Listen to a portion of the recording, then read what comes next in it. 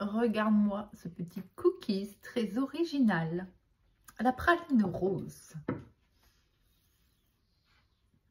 Regarde-moi ça comme ça va être super moelleux. C'est trop bon. Allez, je te montre la recette. Sucre, œuf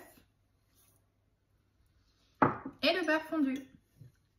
Comme d'hab, je te mets la recette sur mon blog. Tu as l'habitude maintenant. Et si tu sais pas où il se trouve, la petite cuisine de Steph. Tape sur Google ou va voir dans le lien en bio. On va déjà mélanger ici l'ensemble. Je fouette un petit peu et je reviens. Une fois qu'on a fouetté un petit peu le tout, on va venir rajouter la poudre d'amande, la farine et un petit peu de levure. Bon, moi comme d'hab, je pèse pas. À tort ou à raison, chacun fait comme il a envie. Et puis bien sûr, on mélange l'ensemble. Je reviens. On obtient une pâte à cookies vraiment hyper souple. Ça, c'est génial parce que si comme moi, vous avez un petit peu mal aux mains, et du coup, ça vous simplifie la vie et vous pouvez quand même manger des cookies.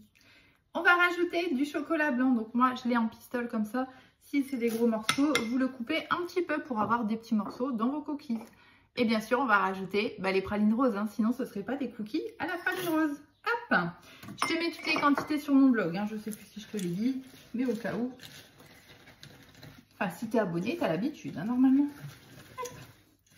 Allez, je mélange bien tout ça et je reviens vous voir. Et voilà, tout est bien mélangé. Je me munis ma louchette, comme d'habitude, vous savez.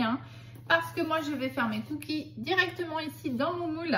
Donc ici, c'est le moule Flower Power. Je te le montre, regarde, ça fait super sympa quand on démoule après avec ce moule. Alors, allez, on y va. Je prends une louchette. Comme je vous l'ai déjà dit, en fait, ma louchette, elle me sert aussi à avoir la même quantité de pâte dans chaque empreinte.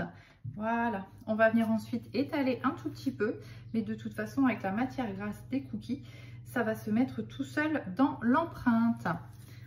Donc, tu vois, c'est vraiment très, très simple à faire. C'est ça donne. Donc, je vais juste réétaler un petit peu, mais je m'embête pas trop parce que de toute façon, à la cuisson, ça va se faire naturellement. Voilà, c'est juste histoire que voilà, il y en ait bien sur toute l'empreinte, voilà, qu'on n'ait pas de trou, mais normalement, sur ce type de recette, il n'y a pas de souci. Ça part au four.